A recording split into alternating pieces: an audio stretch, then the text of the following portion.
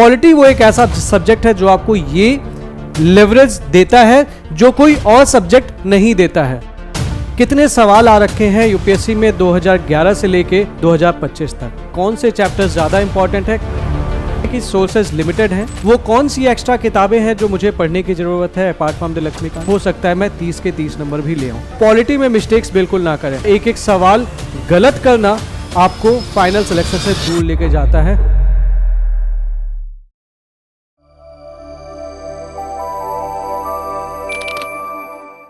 Civil services with Nilesh channel आपका स्वागत करता है। पॉलिटी का ये स्ट्रैटेजी वीडियो है।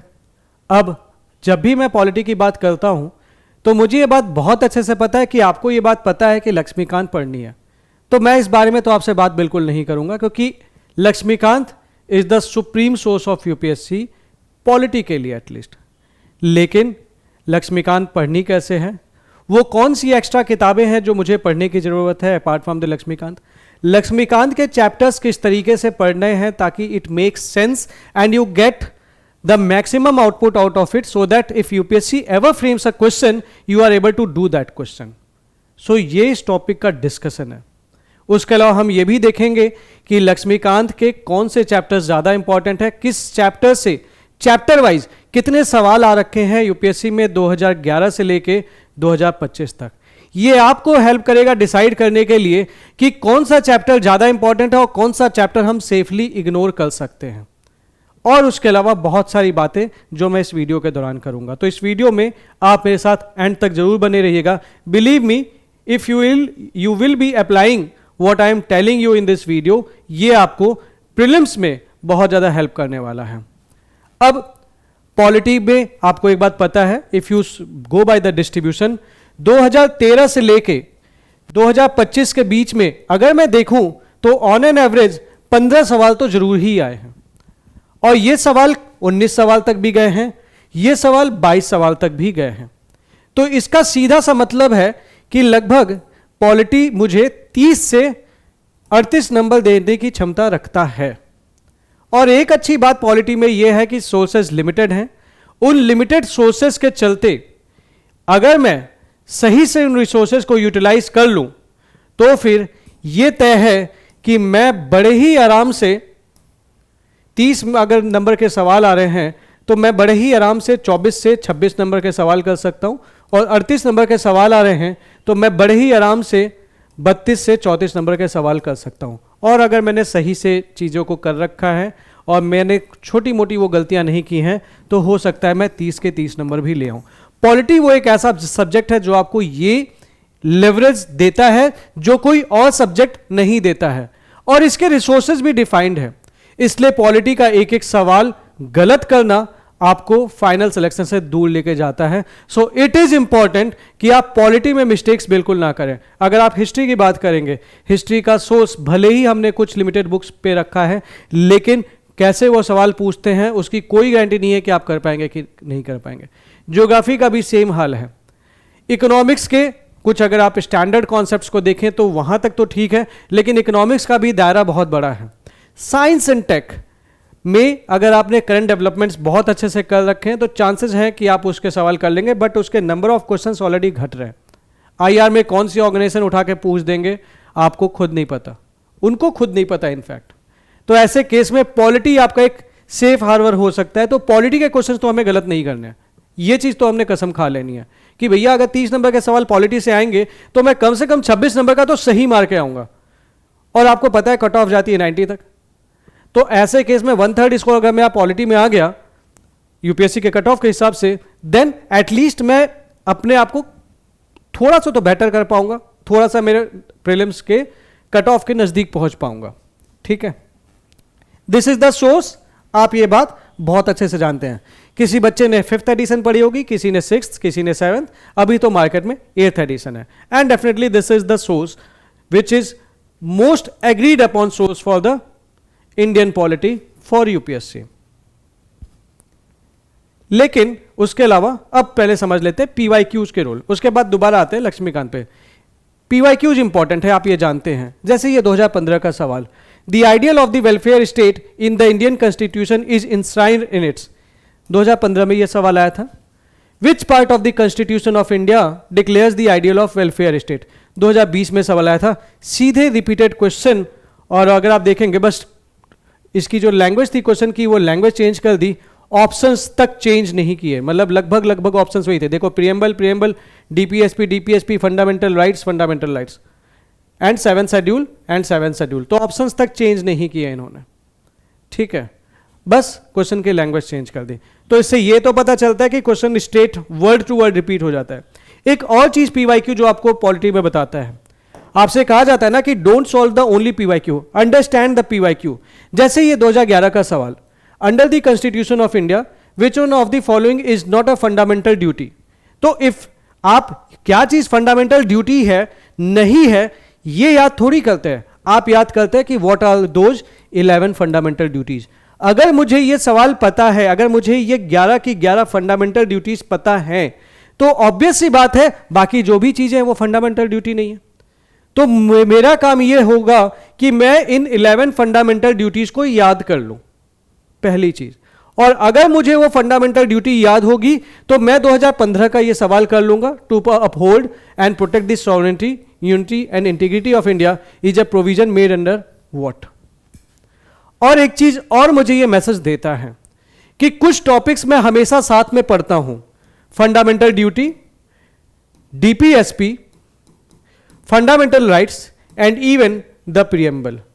और ये चीज ये बताता है कि आपको at least fundamental rights, DPSP and fundamental duties के सारे आर्टिकल्स रटे होने चाहिए एंड प्रियम्बल आपको वर्ड बाय वर्ड रटा होना चाहिए।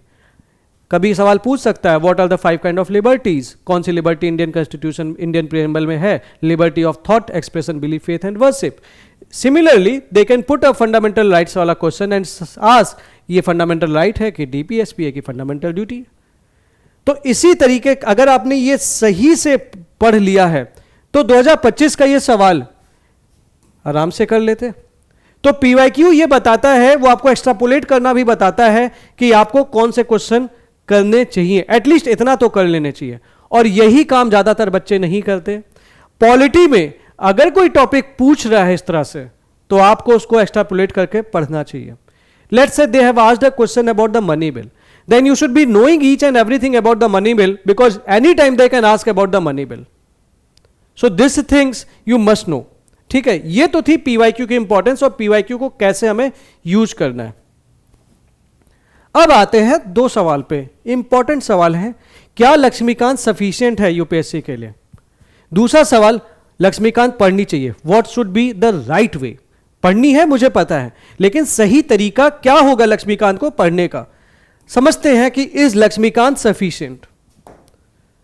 2025 के सवाल में अगर पेपर देखेंगे तो पॉलिटी के 15 सवाल में 11 तो सीधे लक्ष्मीकांत से डुएबल थे, यानी कि मेजर सोर्स लक्ष्मीकांत मेंटेन्ड है।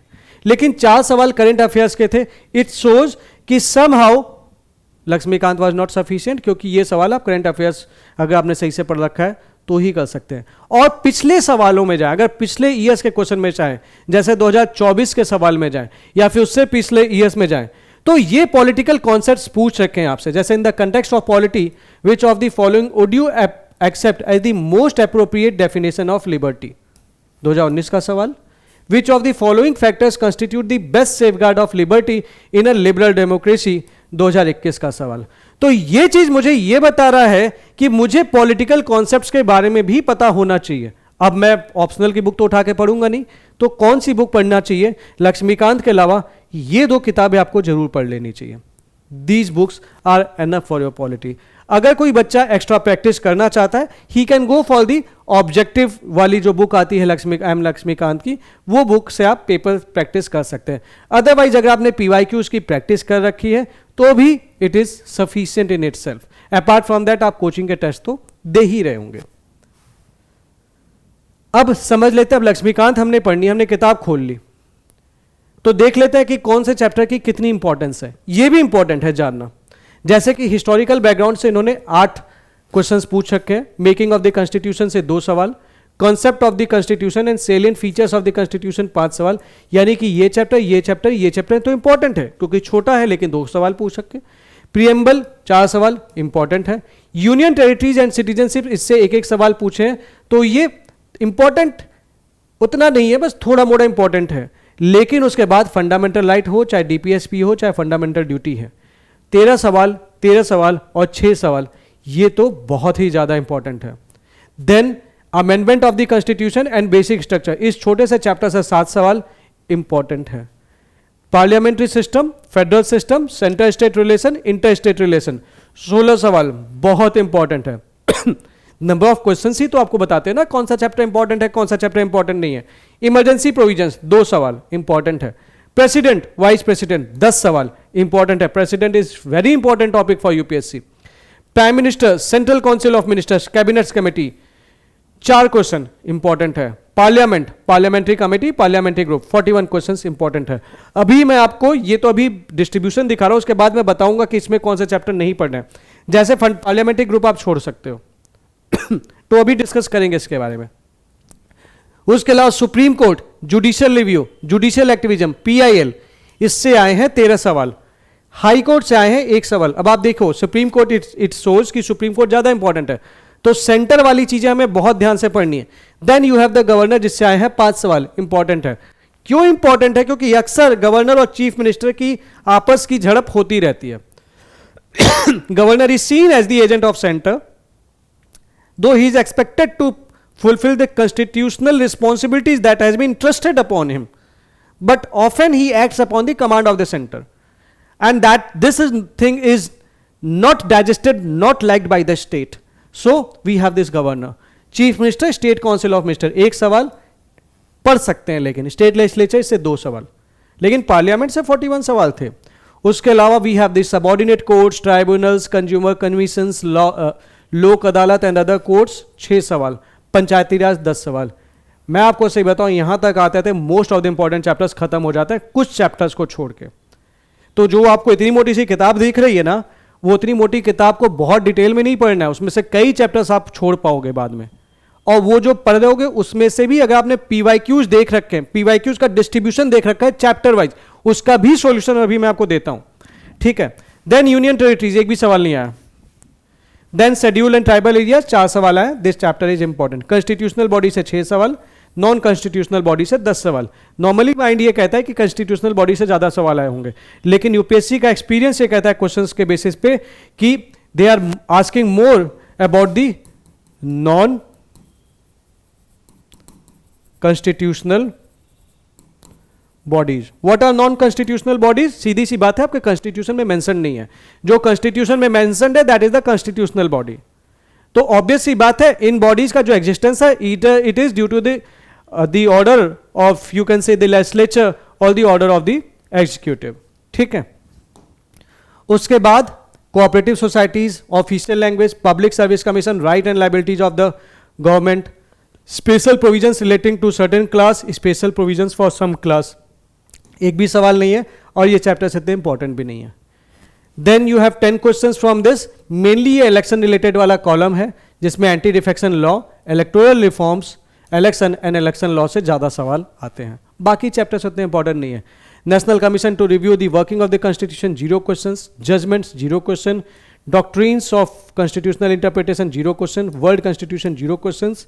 अपेंडिक्स से 2 सवाल आ रखे हैं। देन मिसलेनियस, मिसलेनियस एक ऐसा सेक्शन होता है जो कि सिंस इट इज मिसलेनियस, इसको आप अलग से तैयार नहीं कर सकते। इट्स ऑलवेज बेटर कि उन क्वेश्चंस को अलग से ही तैयार कर लिया जाए कि अगर वो पूछ लिया तो आप करके आ जाओ, ठीक है। अब आता है सवाल, पॉलिटी को पढ़ना कैसे। मेरे पास एक ऑप्शन है कि मैं चैप्टर बाय चैप्टर पढ़ता चला जाऊं, but that would not develop the linkages. To develop the linkage, you need to understand the flow, how that flow is coming from. Let's say मुझे पॉलिटी पढ़नी है। अब किसी भी चीज के बारे में अगर आपको पढ़ना है तो जाहिर सी बात है उसके इतिहास के बारे में पता होना चाहिए। And that is why we have the chapter 1 and chapter 2 that is based upon the historical portion of the constitution. तो मुझे उसका इतिहास पता होना चाहिए, ठीक है। नाउ अब हमारी बनी पॉलिटी, तो हम पॉलिटी में क्या करते हैं? पॉलिटी में we are primarily distributing the powers कि कौन राज करने वाला है। So we have a union, we have a state. Union बोलेगा स्टेट से कि तुम मुझे अपनी पावर दे दो, स्टेट बोलेगा यूनियन से कि तुम मुझे अपनी पावर दे दो। सब लोग ऑल पावरफुल रहना चाहते हैं, that is a common sense. अब ऐसे केस में इन दोनों के बीच में दिक्कतें ना हो, so we have the constitution.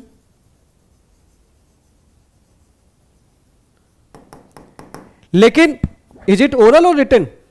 It is written constitution, क्योंकि अगर ये ओरल होता तो कभी भी सेंटर, क्योंकि उसके पास ज्यादा पावर्स है, स्टेट की पावर्स को असर्व कर लेता। So it is not oral, it is written.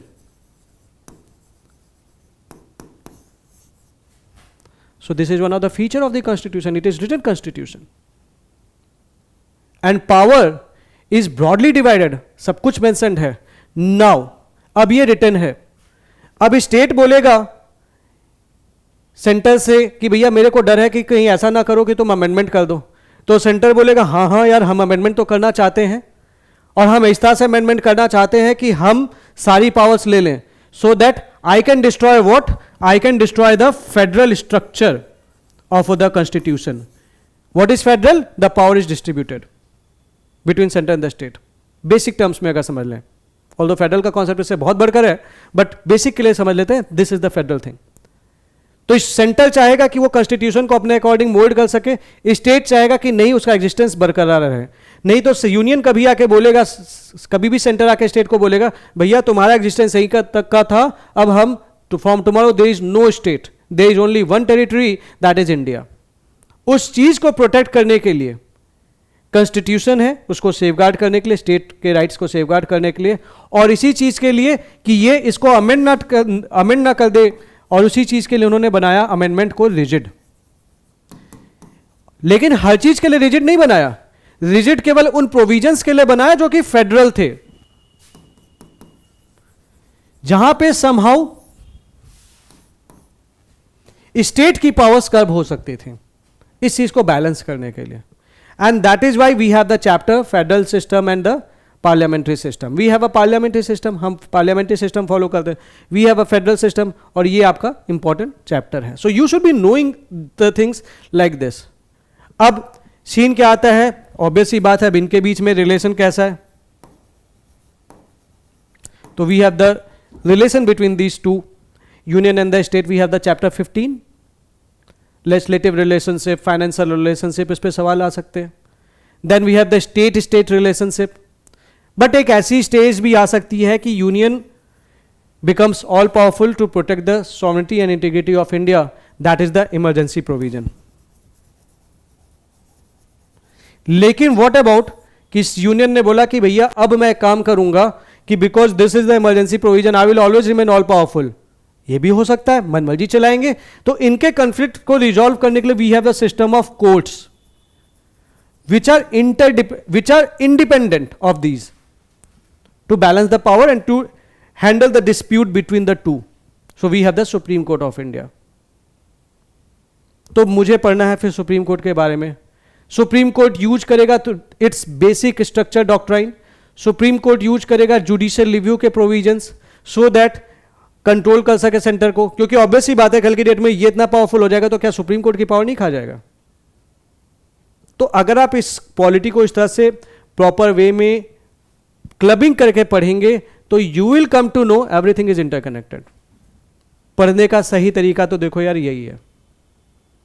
तो इस तरह से अगर आप थोड़ा सा सोच के पढ़े, और उसके लिए सिंपल सा तरीका है club 10 chapters.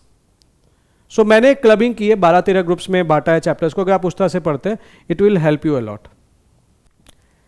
Sequence of chapters, this is group A, that is historical background and making of the constitution. It is the history of the constitution. It should be invariably read with your spectrum. अगर आप spectrum पढ़ रहे हैं तो आपको इसको spectrum में जो चैप्टर है इससे रिलेटेड वो साथ में पढ़ लेना चाहिए। क्यों मैं सेम चीज दो जगह पे अलग अलग तरीके से पढ़ूंगा? कॉन्सेप्ट सेम है, इसमें मॉडर्न इंडिया में भी पूछ सकता है, पॉलिटी में भी पूछ सकता है। तो मैं क्यों ऐसा करूंगा कि ऐसा इस टाइप से कर लूं कि मैं इसके लिए अलग से पढ़ाऊं, इसके लिए अलग से पढ़ाऊं, इसके अलग नोट्स बनाऊंगा, इसके अलग के नोट्स बनाऊंगा, इफेक्ट दोनों का सेम आना है तो मेरा टाइम वेस्ट होगा। इंस्टेड ऑफ दैट मैं वो सारे पॉइंट्स एक ही जगह पे लिख लूंगा, या तो स्पेक्ट्रम में लिख लूंगा या तो फिर अपनी लक्ष्मीकांत में लिख लूंगा और एक जगह काट दूंगा।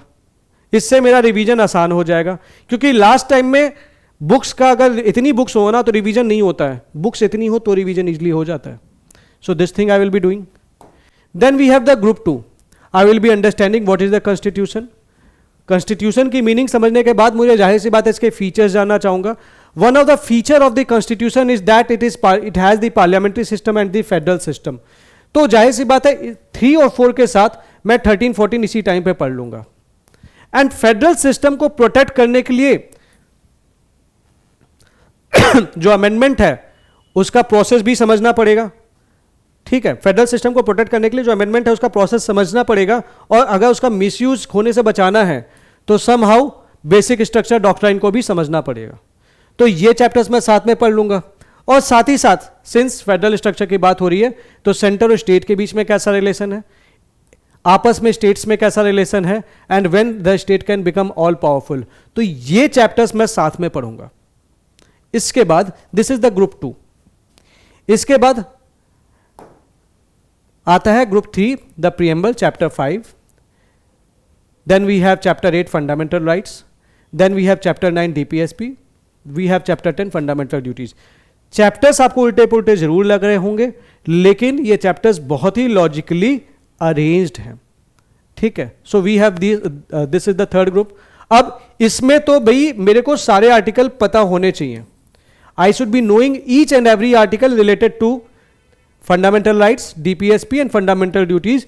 एंड प्रीएम्बल की वर्ड बाय वर्ड मुझे रटा होना चाहिए. Any time they can ask liberty of thought, expression, belief, faith and worship. छठा दे देगा कुछ और बोलेगा is it a liberty, liberty of religion.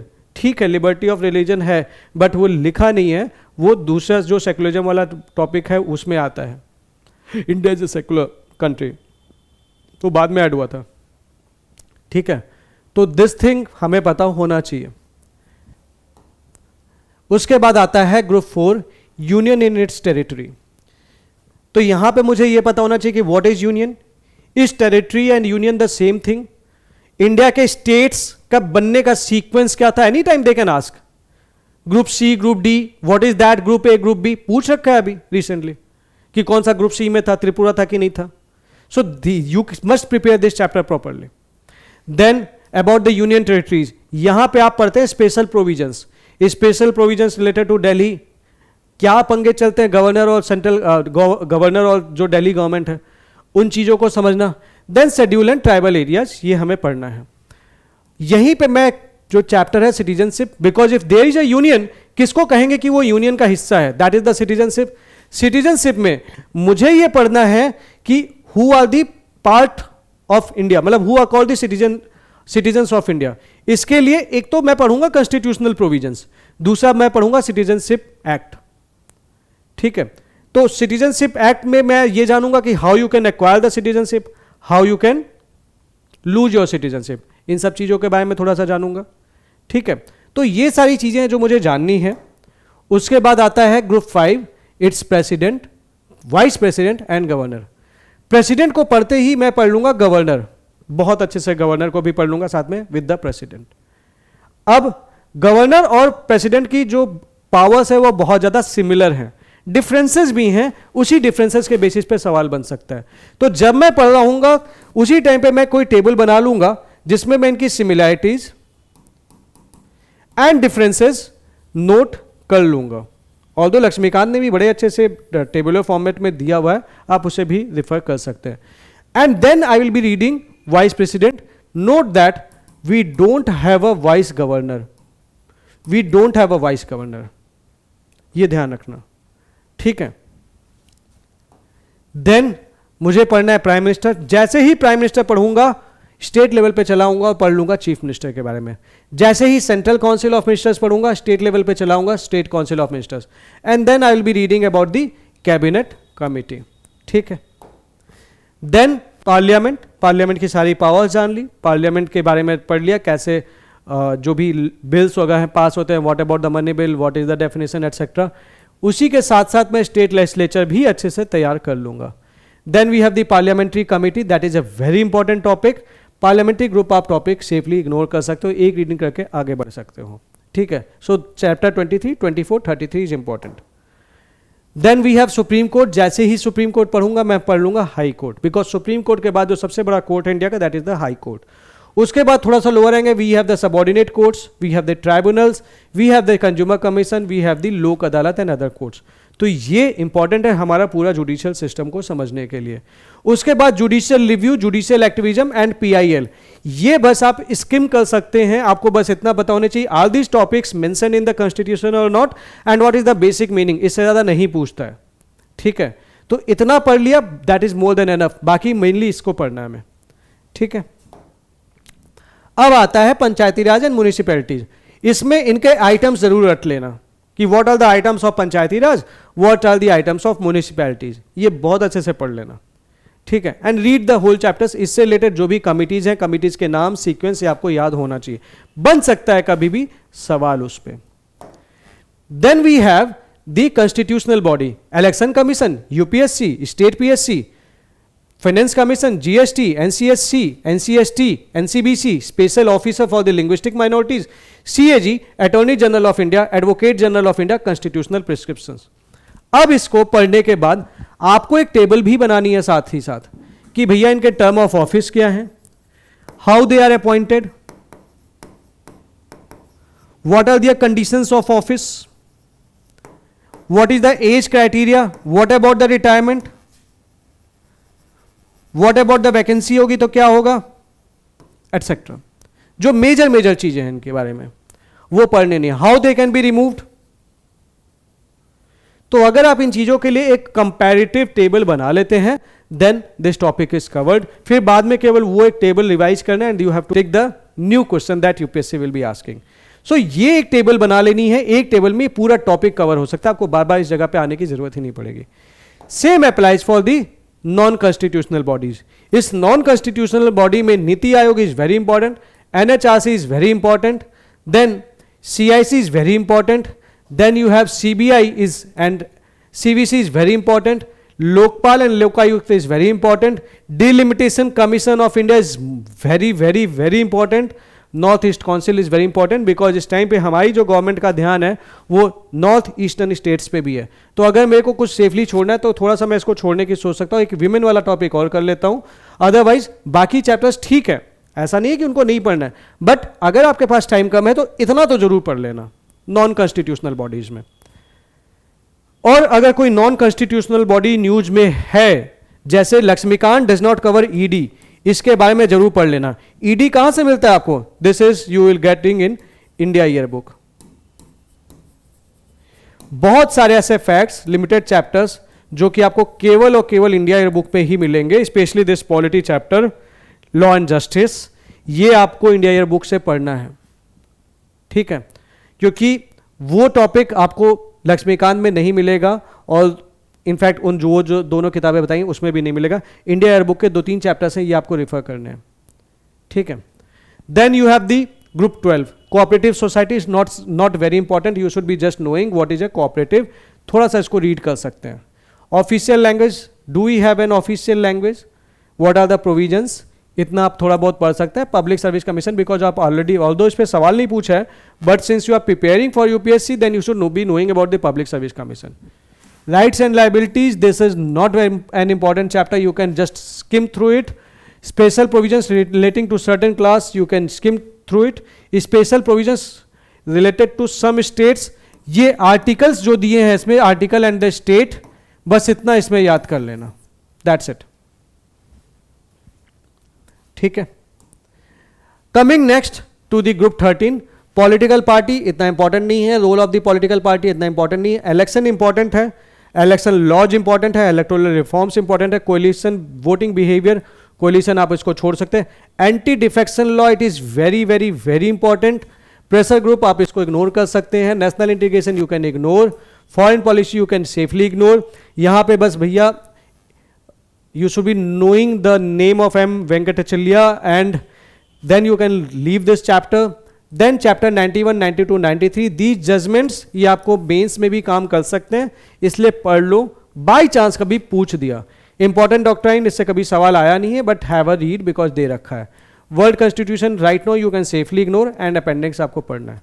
तो इस तरह से अगर आप इन चैप्टर्स को पढ़ेंगे तो कहीं ना कहीं पॉलिटी आपके ज़्यादा काम आएगी, आपको इंश्योर करेगी कि आप सारे क्वेश्चंस कर पाएं। एक और बात, जो डिस्ट्रीब्यूशन मैंने आपको दिखाया था वो मैंने ये PYQ डॉक्यूमेंट में डाल रखा है। ये डॉक्यूमेंट मैं अभी हमारे टेलीग्राम चैनल जिसका नाम सिविल सर्विसेज विद नीलेश है, विद इन अ वीक मैं आपसे शेयर करने वाला हूं। इस चैनल पे आपको ये डॉक्यूमेंट मिल जाएगा, that is free of cost, जहां पे हर एक चैप्टर में कौन कौन से सवाल पूछ रखे हैं लक्ष्मीकांत से वो मैंने डाल रखा है। तो इससे आपको यह हेल्प मिल जाएगी कि आपको उस चैप्टर में फोकस की जगह पे करना है। Apart from that I have also given the instructions कि इस चैप्टर में चैप्टर वाइज इंस्ट्रक्शंस दिए गए हैं कि आपको इस चैप्टर में पढ़ना क्या है, और पढ़ना तो वैसे ही चाहिए। So this book that we will be providing on this our channel, make sure that you get it। एक हफ्ते के अंदर मैं इसको डाल दूंगा।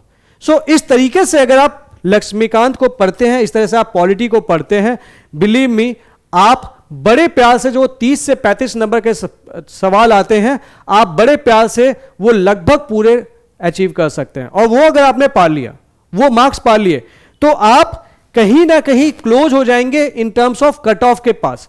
और जब आप कट ऑफ के पास होंगे तो मेंस के भी पास ऑटोमेटिकली पहुंच जाएंगे। बस मेक श्योर कि आप वो गलतियां ना करें कि यार मुझे यार पढ़ तो रखा था, मैंने बताया भी था सर ने कि फंडामेंटल राइट्स पढ़ लेना, रट लेना, फिर भी आर्टिकल आया मैं गलत करके आ गया, फिर क्या फायदा। तो ये गलती आपको बिल्कुल नहीं करनी है। पॉलिटी इस तरह से पढ़ के देखिएगा, आपके सारे के सारे क्वेश्चंस लगभग आप यूपीएससी के प्रीलिम्स में जरूर करके आएंगे। So that's all for this video. मिलते हैं आपसे अगले वीडियो में अगले सब्जेक्ट की बेस्ट स्ट्रेटेजी के साथ। Thank you very much.